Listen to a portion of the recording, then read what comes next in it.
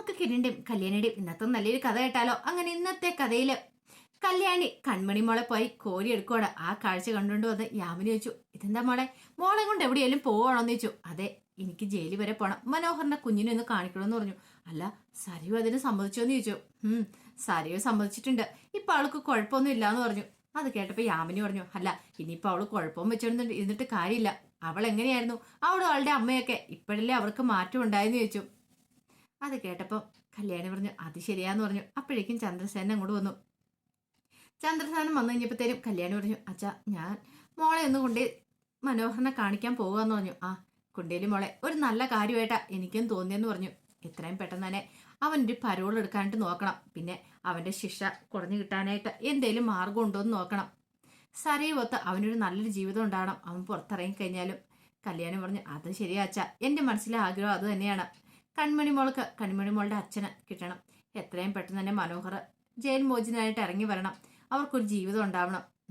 പിന്നീട് കല്യാണി കുഞ്ഞിനെ കൊണ്ട് അങ്ങോട്ട് പോയി. യാമിനി പറഞ്ഞു, ഇതൊക്കെ നടന്നാൽ മതിയായിരുന്നു സാറേ, കാരണം സരുവിന്റെ സ്വഭാവം വെച്ച്. ചന്ദ്രസേനൻ പറഞ്ഞു, പഴയ സ്വഭാവമൊന്നുമല്ലോ, അവൾക്ക് മാറ്റം ഉണ്ടല്ലോ, അതുകൊണ്ട് ഇനിയിപ്പോൾ ആ കാര്യത്തിൽ നമ്മൾ പേടിക്കണ്ടെന്ന് പറഞ്ഞു.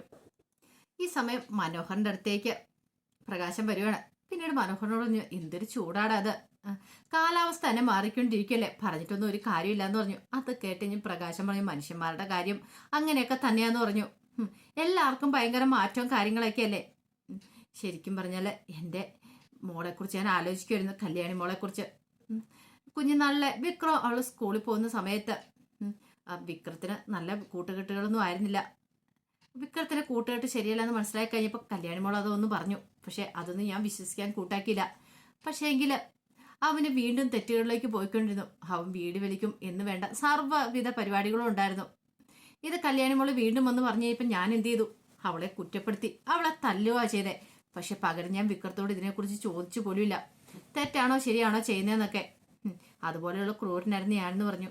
അത് കേട്ടപ്പോൾ മനോഹർ പറഞ്ഞു, കുറേ കഥകളൊക്കെ എനിക്കറിയാം, കല്യാണിച്ചെ കുറിച്ചുള്ള കഥകളൊക്കെ അറിയാമെന്ന് പറഞ്ഞു. കുഞ്ഞുനാളിലെ കഞ്ഞിവെള്ളം കുടിച്ച് ജീവിച്ചല്ലേന്ന് ചോദിച്ചു. അതെ, അത് തന്നെയായിരുന്നു.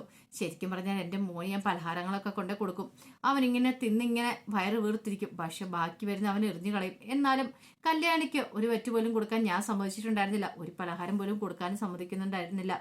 അവൾക്ക് അതിനകത്ത് പരാതി ഇല്ലായിരുന്നു താനും.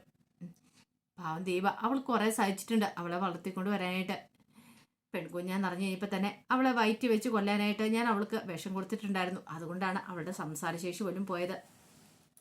എന്തൊക്കെ ക്രൂരതകൾ ഞാൻ ചെയ്തിട്ടുണ്ടെന്ന് അറിയാവോ? മനോഹർ പറഞ്ഞു. ഇനിയിപ്പോൾ അത് പറഞ്ഞിട്ട് കാര്യമില്ല. ശരിക്കും പറഞ്ഞാൽ അന്ന് അവനെ അങ്ങനെ തീറ്റിപ്പോറ്റ സമയത്ത് പെൺമക്കൾക്ക് ഒരു ഇറ്റ് സ്നേഹം കൊടുത്താൽ മതിയായിരുന്നു. അത് ശരിയാടാ, പക്ഷെ അതിനുള്ള ബുദ്ധിയും ബോധമൊന്നും ഇല്ലാതെ പോയി എന്ന് പറഞ്ഞു. അപ്പോഴേക്കും വാർഡൻ വന്നിട്ട് മനോഹറിനോട് പറഞ്ഞു, എടാ നിന്നെ കാണാൻ ഒരാൾ വന്നിട്ടുണ്ട്. എന്നെ കാണാനോ? അതാരാ? നിനക്ക് ഏറെ സന്തോഷം തരുന്ന ഒരാളാ. സന്തോഷം തരുന്നോ? എൻ്റെ മോളാണോ സാറെന്ന് ചോദിച്ചു. അതിന് വാർഡൻ മറുപടി ഒന്നും പറഞ്ഞില്ല. മനോഹർ ഭയങ്കര സന്തോഷത്തോടു കൂടി അങ്ങോട്ട് പോകുമ്പോഴത്തേനും പ്രകാശിനോട് വാർഡൻ പറഞ്ഞു, കണ്ടില്ലേ അവന്റെ സന്തോഷം, പുറത്തുള്ള സമയത്ത് നല്ല കാര്യങ്ങളൊന്നും ചെയ്യത്തില്ല, പക്ഷേ പിന്നീടാണ് അതിനെക്കുറിച്ചൊക്കെ ഓർത്ത് സങ്കടപ്പെടുന്നത്. ഇപ്പൊ തന്നെ നിങ്ങളുടെ കാര്യം, ഈ വിക്രം എന്ന് പറയുന്നവനെ നിങ്ങൾ കെട്ടിത്തൂക്കിയെന്നുള്ള കാര്യം എനിക്ക് നന്നായിട്ടറിയാം. പക്ഷെ അത് ഇച്ചിരി നേരത്തെ വേണ്ടായിരുന്നു, അങ്ങനെയായിരുന്നെങ്കിൽ പണ്ടേ നിങ്ങൾ രക്ഷപ്പെട്ടു പോയെന്നൊക്കെ പറഞ്ഞു. അവനെപ്പോലെ ദുഷ്ടൻ തീർക്കേണ്ട സമയമൊക്കെ പണ്ടേ കഴിഞ്ഞ എന്നൊക്കെ പറഞ്ഞു കഴിയുമ്പോഴത്തേനും പ്രകാശന് സങ്കടം വന്നു. കാരണം സ്വന്തം മോനെ കുറിച്ചാണ് പറയുന്നത്. പക്ഷെ എങ്കിൽ പറഞ്ഞിട്ട് കാര്യമില്ല, അവന്റെ കയ്യിലിരിപ്പോടെ തനിക്ക് അങ്ങനെ ചെയ്യേണ്ടി വന്നേ. അവന് ജീവിച്ചിരിപ്പുണ്ടായിരുന്നെങ്കിൽ തന്റെ പെൺമക്കളുടെ ഗതി എന്തായി തീരും, അതിനെക്കുറിച്ചൊക്കെ നന്നായിട്ട് അറിയായിരുന്നു പ്രകാശന്. അങ്ങനെ മനോഹർ കല്യാണിന്റെ മോളുടെ അടുത്തേക്ക് വരുവാണ്. മനോഹറിന് ഭയങ്കര സന്തോഷമായി കൺമണി മോളെ കണ്ടു കഴിഞ്ഞപ്പോഴത്തേനും. ആ സമയം കല്യാണി പറഞ്ഞു, മനോഹർ കഴിഞ്ഞ പ്രാവശ്യം വന്നപ്പം പറഞ്ഞിട്ടുണ്ടായിരുന്നല്ലോ, അച്ഛനോട് പറഞ്ഞു വിട്ടില്ലായിരുന്നു മോളെ കാണണമെന്ന് ആഗ്രഹം ഉണ്ടായിരുന്നു, അപ്പൊ അതുകൊണ്ടാണ് മോളെയും കൊണ്ട് വന്നേന്ന് പറഞ്ഞു. ഈ സമയം മനോഹർ പറഞ്ഞു, എങ്ങനെ നന്ദി പറയണമെന്ന് അറിയില്ല, എൻ്റെ മോളെ കാണാൻ ഞാൻ അത്ര കൊതിക്കുന്നുണ്ടായിരുന്നു പറഞ്ഞു. അങ്ങനെ മോളെ ഇങ്ങനെ നോക്കുകയാണ്, മോളെ കെട്ടിപ്പിടിക്കണമെന്ന് ഉമ്മ നോക്കണം എന്നൊക്കെ ആഗ്രഹമുണ്ട്, പക്ഷെ അഴികൾക്കുള്ളിലൂടെ അത് സാധിക്കില്ലല്ലോ. അപ്പോഴേക്കും കല്യാണി പറഞ്ഞു, വിഷമിക്കൊന്നും വേണ്ട, ഇടയ്ക്ക് മോളെ കൊണ്ടുവന്ന് ഞാനോ കിരണേട്ടനോ ഞങ്ങൾ ആരെങ്കിലും കാണിക്കാന്ന് പറഞ്ഞു. അല്ല അച്ഛന് സുഖമല്ലേന്ന് ചോദിച്ചു. അതെ അങ്കിളിന് കുഴപ്പമൊന്നുമില്ല, അങ്കിൾ സുഖമായിട്ടിരിക്കുന്ന കല്യാണി. പിന്നെ അറിയാലോ, എത്രയും പെട്ടെന്ന് തന്നെ ഇവിടുന്ന് പുറത്ത് വരണം തന്നെ അങ്കിളുടെ ആഗ്രഹം. കാരണം പുറത്ത് വരുവാണെങ്കിൽ മക്കളെ സ്നേഹിക്കാനായിട്ട് പറ്റുമല്ലോ, നിങ്ങളെ കാണാത്തതിൻ്റെതായ ഒരു വിഷമവും കാര്യങ്ങളൊക്കെ അങ്കിളുടെ മനസ്സിലുണ്ടെന്ന് പറഞ്ഞു. അത് കേട്ടപ്പോൾ കല്യാണം പറഞ്ഞു, ഞങ്ങളുടെ ആഗ്രഹം അതുപോലെ തന്നെയാ, അച്ഛനെ എത്രയും പെട്ടെന്ന് പുറത്ത് കിട്ടണം എന്നുള്ളത്. ഇത് കേട്ടതും വിക്രം പറഞ്ഞു, അല്ല ഇത് കേട്ട് കഴിഞ്ഞപ്പോഴത്തേനും മനോഹർ പറഞ്ഞു, എനിക്കറിയാം അങ്കിൾ എത്രമാത്രം ആഗ്രഹിക്കുന്നുണ്ടെന്ന് മക്കളെ കാണാനായിട്ട്. അപ്പം അതുപോലെ തന്നെയാണ് എൻ്റെ അവസ്ഥ. എനിക്ക് ഇവളോട് മാത്രമേ സ്നേഹമുള്ളൂ. കല്യാണി പറഞ്ഞു, അതെ ഇവളാണ് മനോഹറിനെ ശരിക്കും മാറ്റിയെടുത്തേ. അതെ കല്യാണി, ഇവളാ എന്നെ മാറ്റിയെടുത്തേ. ബാക്കി ഒരു മക്കളെ കണ്ട് എൻ്റെ മനസ്സിലൊരു ഓർമ്മ പോലും ഇല്ല. കാരണം പ്രഗ്നൻ്റ് ആകുന്ന സമയത്ത് ഞാൻ അവിടെ നിന്ന് കടന്നു കളയുമല്ലോ. പക്ഷേ ഇവളങ്ങനെയല്ല. ഇവൾ എനിക്ക് ഏറ്റവും പ്രിയപ്പെട്ടതാണ്. എന്തിനേക്കാളും കൂടുതലായിട്ട് ഈ ലോകത്ത് ഞാൻ ഇവളെയാണ് സ്നേഹിക്കണമെന്ന് പറഞ്ഞു. അത് കേട്ടപ്പോൾ കല്യാണി പറഞ്ഞു, വിഷമിക്കൊന്നും വേണ്ട. മനോഹർ പുറത്തിറങ്ങി കഴിയുമ്പോൾ മനോഹർ നല്ലൊരു ജീവിതം ഉണ്ടായിരിക്കും.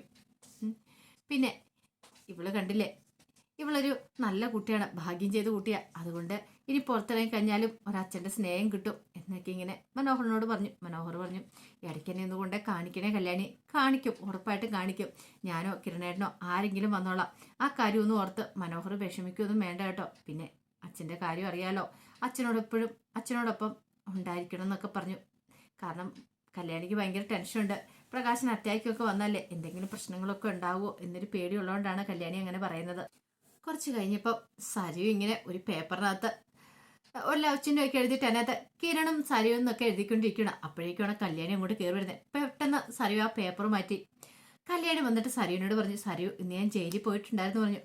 ആരെ കാണാൻ? പ്രകാശ് ഞങ്ങളെ കാണാനാണെന്ന് ചോദിച്ചു. അല്ല, കൺമണി മോളെ കൊണ്ട് പോയതാ. കൺമണി മോളെ കൊണ്ടുപോയി മനോഹരനെ കാണിച്ചെന്ന് പറഞ്ഞു. അത് കേട്ടപ്പോൾ സരുവിൻ്റെ മുഖമൊക്കെ ഇങ്ങോട്ട് മാറി. പക്ഷെ അതങ്ങനെ പെട്ടെന്നൊന്നും ആ സങ്കടവും ദേഷ്യമൊന്നും പുറമേ കാണിച്ചില്ല. ആ സമയം കല്യാണി പറഞ്ഞു, കഴിഞ്ഞ പ്രാവശ്യം നീ പറഞ്ഞായിരുന്നല്ലോ മോളെ കൊണ്ട് കാണിച്ചോളാനായിട്ട്. പിന്നെ മനോഹർ അവൻ നല്ല മാറ്റമുണ്ട്. അവന് മോളെന്ന് വെച്ചിട്ടുണ്ടെങ്കിൽ അത്രയ്ക്ക് ജീവനാന്ന് പറഞ്ഞു. ഇത് കേട്ടപ്പോൾ സരയു പറഞ്ഞു, നീ പറഞ്ഞോണ്ടാ കല്യാണി ഞാൻ സമ്മതിച്ചെന്ന് പറഞ്ഞു. അല്ല, സമ്മതിക്കാതിരിക്കേണ്ട കാര്യമൊന്നുമില്ല സരയു. അവൻ്റെ മോളല്ലേ, മനോഹറിൻ്റെ മോളല്ലേ, അവന് കാണാൻ ആഗ്രഹമില്ലെന്ന് ചോദിച്ചു.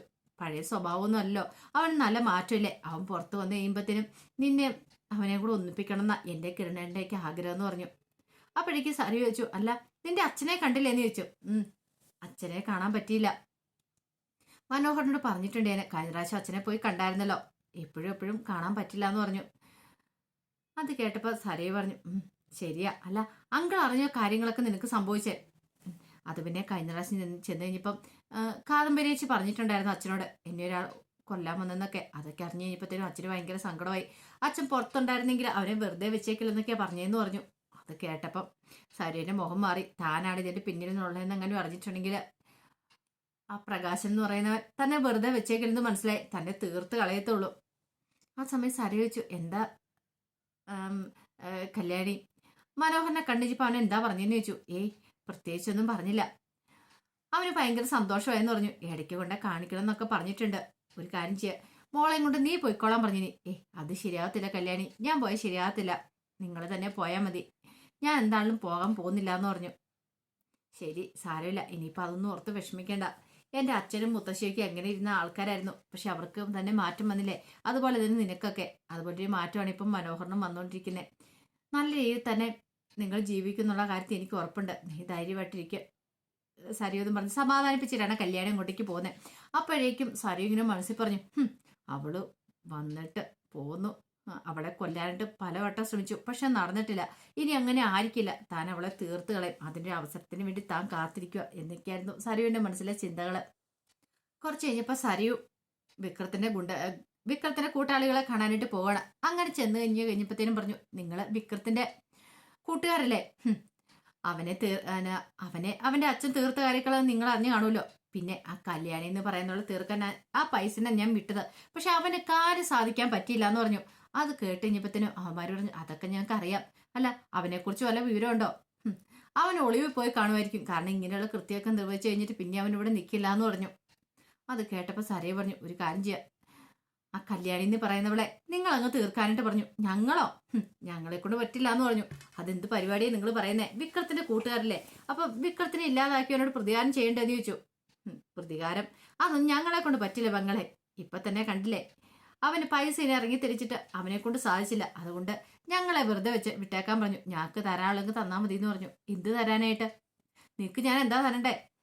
അതെ, നിങ്ങളാണ് ഇതിന്റെ എല്ലാം പിന്നിൽ നിന്നുള്ള സത്യങ്ങൾ ഞാൻ അങ്ങോട്ട് പോയി വിളിച്ചു പറയും. പറയാതിരിക്കണമെങ്കിൽ ഞങ്ങൾക്ക് കുറച്ച് പൈസ വേണം. അല്ലെങ്കിൽ തന്നെ ഞങ്ങൾക്ക് കുറച്ച് കേസും കാര്യങ്ങളൊക്കെ ഉണ്ട്, പിടിച്ചു വയ്ക്കാൻ പറ്റാത്ത അവസ്ഥയാണ്. അപ്പം ഞങ്ങൾക്ക് പൈസ തന്നേ മതിയാവുള്ളൂ എന്ന് പറഞ്ഞു. സരിയ പറഞ്ഞു, ആഹാ ഇതാണല്ലോ ഇപ്പം നല്ല കഥ. അതെ, തന്നില്ലെങ്കിൽ വേണ്ട, ഞങ്ങൾക്കറിയാം എങ്ങനെ വാങ്ങിച്ചെടുക്കണമെന്ന്, ഞങ്ങൾ ഈ കാര്യങ്ങളൊക്കെ ചെന്ന് പറഞ്ഞു കൊടുക്കാൻ പോവാന്ന് പറഞ്ഞു. അത് കേട്ടപ്പോൾ സരയുവിന് എന്ത് ചെയ്യണമെന്ന് അറിയില്ല. സരയു പറഞ്ഞു, എന്നാലും നിങ്ങൾ നല്ലൊരു കാര്യം ചെയ്യത്തില്ലല്ലേ, അവളെ തീർക്കത്തില്ലല്ലേ എന്ന് ചോദിച്ചു. അതെ, അങ്ങനെ ഇനിയിപ്പോൾ തീർക്കാനായിട്ട് ഞങ്ങൾ ഉദ്ദേശിക്കുന്നില്ല. അല്ല, ഞങ്ങൾക്കും ജീവിക്കണം, വല്ല ജയിലിൽ പോയി കിടക്കാൻ താല്പര്യമില്ല. അപ്പം നിങ്ങളുടെ കൂട്ടുകാരൻ പൈസ ചെയ്തോ, അവൻ ചെയ്തു, അവനിപ്പോൾ എവിടെയുണ്ടോ എങ്ങനെയാണെന്നൊക്കെ ഞങ്ങൾക്ക് നല്ല വ്യക്തമായിട്ട് അറിയാം. പക്ഷെ അവനെക്കുറിച്ച് ഞങ്ങൾ പറഞ്ഞു തരത്തുമില്ല. ഈ സമയത്ത് സരയു പറഞ്ഞു, അവൻ വന്നിട്ട് കാര്യം പോലും നടന്നില്ല എന്ന് പറഞ്ഞു. അതെ, അതൊക്കെ ഞങ്ങൾ അറിഞ്ഞു. എൻ്റെ അമ്മയ്ക്കാ കുത്തേറ്റേന്ന് പറഞ്ഞു. നിങ്ങളുടെ അമ്മയ്ക്കോ? അത് ഏത് വകുപ്പ് നിങ്ങളുടെ അമ്മയോ? നിങ്ങളുടെ വളർത്തമ്മയല്ലേ അവര്. കാര്യങ്ങളങ്ങ് ചരിത്രങ്ങളും കാര്യങ്ങളൊക്കെ വിക്രം ഞങ്ങളോട് പറഞ്ഞിട്ടുണ്ട്. അതുകൊണ്ട് ഇനിയിപ്പം നിങ്ങൾ കൂടുതലോടെ നിൽക്കണ്ട, പോകുന്നത് നല്ലതെന്ന് പറഞ്ഞു. പക്ഷെ അതിനു മുമ്പ് ഞങ്ങൾക്ക് തരാനുള്ള പൈസ തരണമെന്ന് പറഞ്ഞു. ഒടുവിലെ സരയു കുറച്ച് പൈസ എടുത്ത് കൊടുക്കണം. അപ്പോഴേക്കും അവന്മാർ പറഞ്ഞു, ഇത് തീർന്നു കഴിയുമ്പോൾ വീണ്ടും വരും, അറിയാലോ, വലിയ വലിയ എമൗണ്ട് ഒന്നും തരണ്ട, ജീവിക്കാനുള്ള കുറേശ്ശെ പൈസ തന്നാൽ മതി, ഇല്ലെങ്കിൽ സത്യങ്ങളൊക്കെ ഞങ്ങൾ വിളിച്ചു പറയും. ഇതിനെല്ലാം ശേഷം കിരണിനെ സ്വന്തമാക്കാനാന്നുള്ള കാര്യം വ്യക്തമായിട്ട് ഞങ്ങൾക്ക് അറിയാവുന്ന, അതൊക്കെ വിളിച്ചു പറഞ്ഞാണ്ടല്ലോ, പിന്നെ നിന്റെ കാര്യം തീരുമാനത്തിലാവുമെന്ന് പറഞ്ഞ് സരയുവിനെ ഭീഷണിപ്പെടുത്തുവാണ് അവന്മാര്. സരയുവിന് എന്ത് ചെയ്യണമെന്ന് അറിയത്തില്ല, പെട്ടുപോയെന്ന് സരയുവിന് മനസ്സിലായി. അപ്പൊ അതിന്റെ കഥകളൊക്കെയാണ് നമ്മൾ കാണുന്നത്. ആ കഥകൾക്കായി നമുക്ക് എല്ലാവർക്കും കാത്തിരിക്കാട്ടോ. ഒരിക്കൽ കൂടി എല്ലാവർക്കും ശുഭദിനം നേർന്നുകൊണ്ട് നിർത്തുന്നു.